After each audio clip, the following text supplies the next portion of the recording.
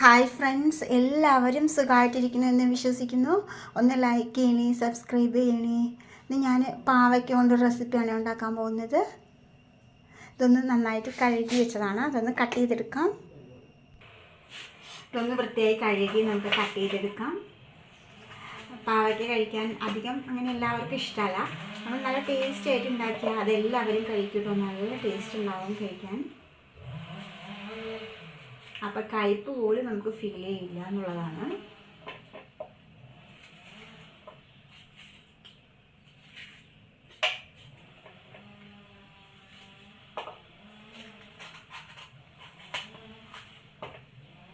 പാവയ്ക്കയിൽ ഒരുപാട് ഗുണങ്ങളൊക്കെ അടങ്ങിയിട്ടുള്ളതാണ്. അതുകൊണ്ട് തന്നെ നമ്മൾ പാവയ്ക്ക കിട്ടുകയാണെങ്കിൽ അതൊന്നും വേസ്റ്റ് ചെയ്യരുത് കേട്ടോ.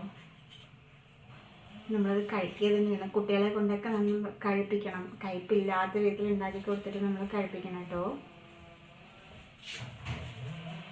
അതിൻ്റെ ഉള്ളിലത്തെ അതൊക്കെ കുരുവൊക്കെ എടുത്ത് മാറ്റിയിട്ടുണ്ടെങ്കിൽ നന്നായിട്ട് വൃത്തിയായിട്ട് നന്നായിട്ട് കഴുകണം കേട്ടോ.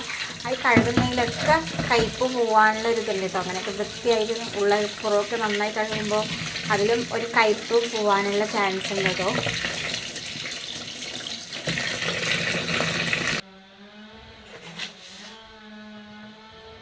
ഇതാ കുറച്ച് കല്ലുപ്പെടുത്തു. ഇതാ ഇങ്ങനെയിട്ട് കഴുകി നന്നായിട്ടൊന്ന് തിരുമ്പി കഴുകുക കേട്ടോ. ഒരുപാട് നമ്മളിത് കട്ട് ചെയ്തിട്ടാണ് കഴുകണമെങ്കിൽ കുറച്ചുകൂടെ അതിൻ്റെ വൈറ്റമിനൊക്കെ പോവില്ലേ വെള്ളത്തിൽ. അപ്പോൾ അതുകൊണ്ട് അങ്ങനെ കഴുകാനും പറ്റില്ല.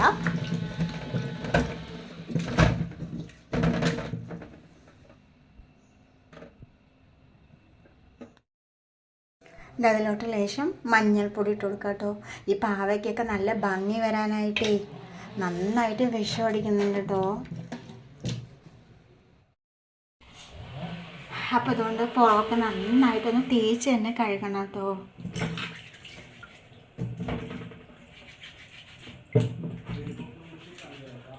നമ്മളെപ്പോഴും പച്ചക്കറികളൊക്കെ ഇതുപോലെ മഞ്ഞൾപ്പൊടിയും കല്ലും ഇട്ടിട്ട് നന്നായി വൃത്തിയായിട്ട് കഴുകിയിട്ട് വേണം അത് ഉപയോഗിക്കാൻ. കുറച്ച് നേരം വെള്ളത്തിലിട്ട് വെച്ചാലും കുഴപ്പമൊന്നുമില്ല കേട്ടോ.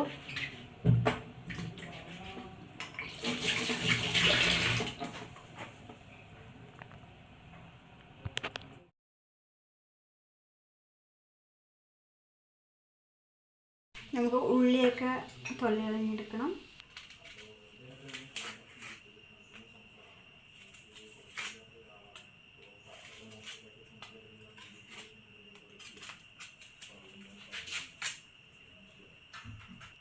അതുപോലെ തന്നെ കുറച്ച് വെളുത്തുള്ളി തൊലി കളയണം.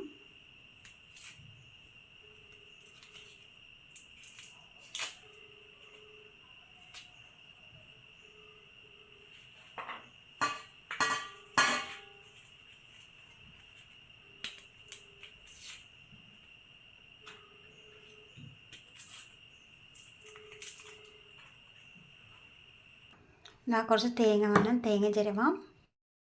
ചട്ടി അടുപ്പത്ത് വെച്ചു, തീ കത്തിക്കാം. ഇതാ ഒരു 2 ടേബിൾ സ്പൂൺ ഓയിൽ ഒഴിച്ചു കൊടുത്തു.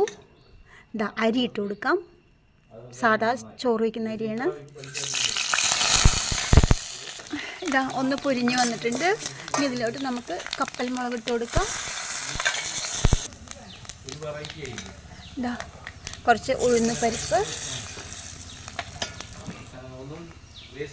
ഇതാ ചെറിയ ജീരകം,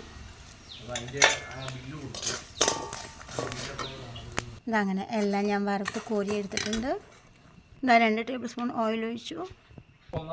ഇതാ ലേശം ഓയിൽ ഒഴിച്ചു കൊടുത്തു. ഇതാ കടുകിട്ട് കൊടുക്കാം. ഇതാ വെളുത്തുള്ളി, ഇതാ സവാള ഒരെണ്ണം കട്ട് ചെയ്തത്. ഉള്ളി നിറയിട്ട് കൊടുത്താൽ അത്ര കയ്പുണ്ടാവില്ല. ഇതാ ചെറിയ ഉള്ളി ഇട്ട് കൊടുക്കുന്നുണ്ട്. അതൊന്നും വഴഞ്ഞ് വന്നിട്ടുണ്ട്. ഇതിലോട്ട് നമുക്ക് പാവയ്ക്ക കട്ട് ചെയ്തിട്ട് കൊടുക്കാം.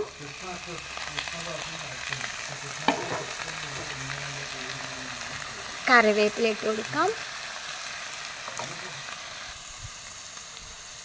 ഇതാ പാകത്തിന് ഉപ്പിട്ട് കൊടുക്കാം. ഇതെല്ലാം കൂടി നന്നായിട്ടൊന്ന് മിക്സ് ചെയ്ത് കൊടുക്കാം. നന്നായി എണ്ണയിൽ വഴറ്റിയെടുക്കണം. അപ്പോൾ അത്ര കയ്പുണ്ടാവില്ല, പിന്നെ നല്ല ടേസ്റ്റി ഉണ്ടാവും കഴിക്കാനായിട്ട് കേട്ടോ. ഒരുപാട് എണ്ണ കഴിക്കുന്നത് നന്നല്ല, എന്നാലും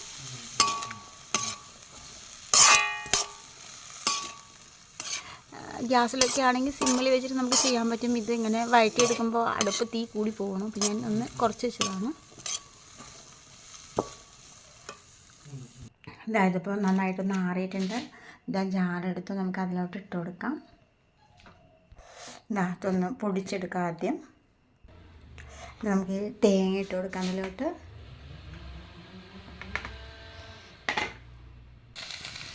അതിലോട്ട് ലേശം മഞ്ഞൾപ്പൊടി ഇട്ട് കൊടുക്കാം.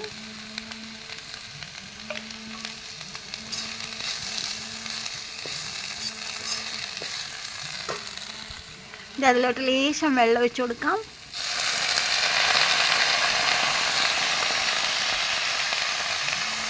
അതിൻ്റെ ആ മഞ്ഞ നല്ല ഇതൊക്കെ ഒന്ന് പോകട്ടെ.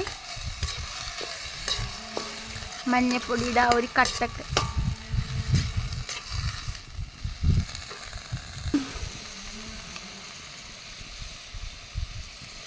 നമുക്ക് പൊടിച്ചൊന്ന് ഇതിലിട്ട് കൊടുക്കാം. നമ്മുടെ പാവയ്ക്കൊക്കെ വെന്തിട്ടുണ്ട്. നമുക്കിതെല്ലാം കൂടി ഒന്ന് മിക്സ് ചെയ്ത് കൊടുക്കാം. മൂടി വെച്ച് കൊടുത്തതാണ് ഇതിൻ്റെ മേലിട്ടിട്ട്, അല്ലെങ്കിൽ അടിക്ക് പിടിക്ക്.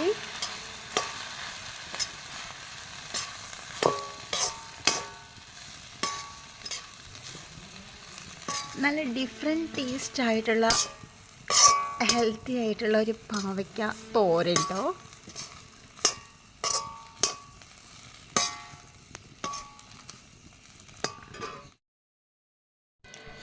നമ്മൾ ടേസ്റ്റി ആയിട്ടുള്ള പാവയ്ക്ക തോരൻ റെഡി ആയിട്ടുണ്ട്. കുട്ടികൾക്കൊക്കെ കൊടുത്താൽ നന്നായിട്ട് കഴിക്കും. അധികം കയ്പ്പൊന്നും ഉണ്ടാവില്ല. അത്ര ഒരു ഡിഫറെൻറ്റ് ടേസ്റ്റും ആയിരിക്കും കേട്ടോ.